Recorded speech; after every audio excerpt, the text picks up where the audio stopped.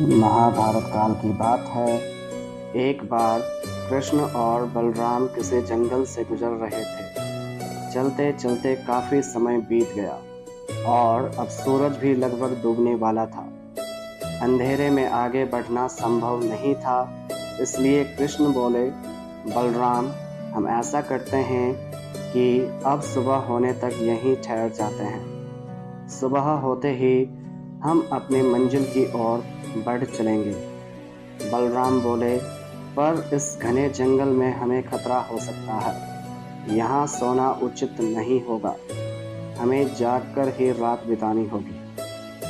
अच्छा, हम ऐसा करते हैं कि पहले मैं सोता हूँ और तब तक तुम अपना पहरा देते रहो, और फिर जैसे ही तुम्हें नींद आए तुम मुझे जगा देना।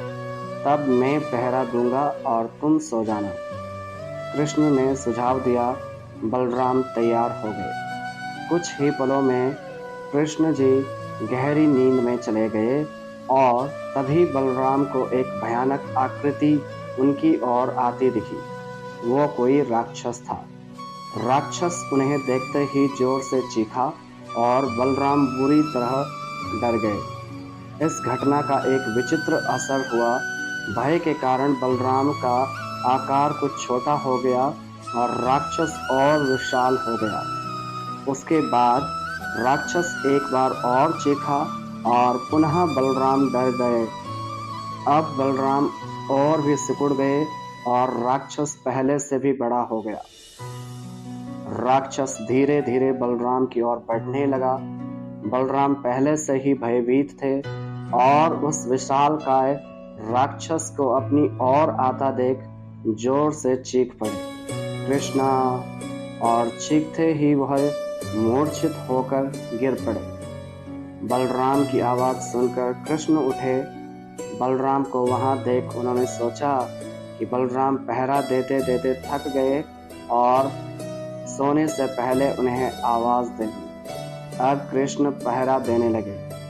कुछ देर बाद वही राक्षस उनके सामने आया और जोर से चीखा।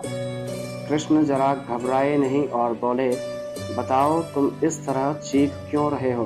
क्या चाहिए तुम्हें? इस बार भी कुछ कृष्ण के साहस के कारण उनका आकार कुछ बढ़ गया और राक्षस का आकार कुछ घट गया। राक्षस को पहली बार कोई ऐसा मिला था जो उससे डरा नहीं।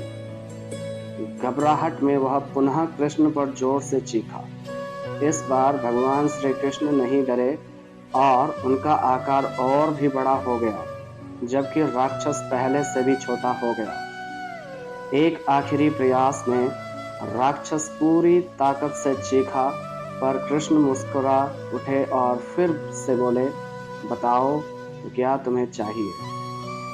फिर क्या था, राक्षस सिकुड़कर बिल्कुल छोटा हो गया और कृष्ण ने उसे हथेली में लेकर अपनी धोती में बांध लिया और फिर कमर में खोस कर रख लिया। कुछ ही देर में सुबह हो गई। कृष्ण ने बलराम को उठाया और आगे बढ़ने के लिए कहा। वे धीरे धीरे आगे बढ़ने लगे। तभी बलराम उत्तेजित होते हुए बोले, पता है कल रात में क्या हुआ था? एक भयानक राक्षस हमें मारने आया था। रुको रुको, बलराम को बीच में ही टोकते हुए कृष्ण ने अपनी धोती में बंधा राक्षस निकाला और बलराम को दिखाते हुए बोले, कहीं तुम इसकी बात तो नहीं कर रहे हो? हाँ, ये वही है, पर कल जब मैंने इसे देखा था तो ये बहुत बड़ा था। ये इतना छोटा कैसे हो गया?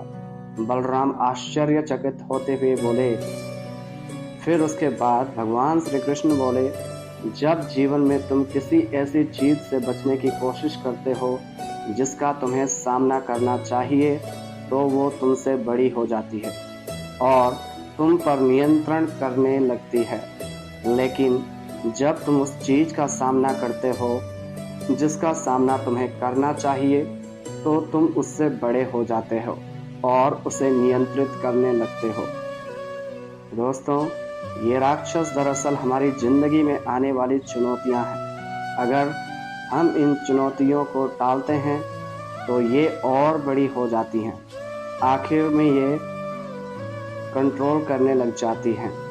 इसलिए हमें इनका साहसपूर्वक सामना करना चाहिए ताकि हम उन पर काबू पा सकें। इस प्रकार चुनौतियों का हट का सामना करने से वे छोटी हो जाएंगी, जिससे हम आसानी से उस पर नियंत्रण कर सकते हैं और सफल हो सकते हैं। जय श्री कृष्ण।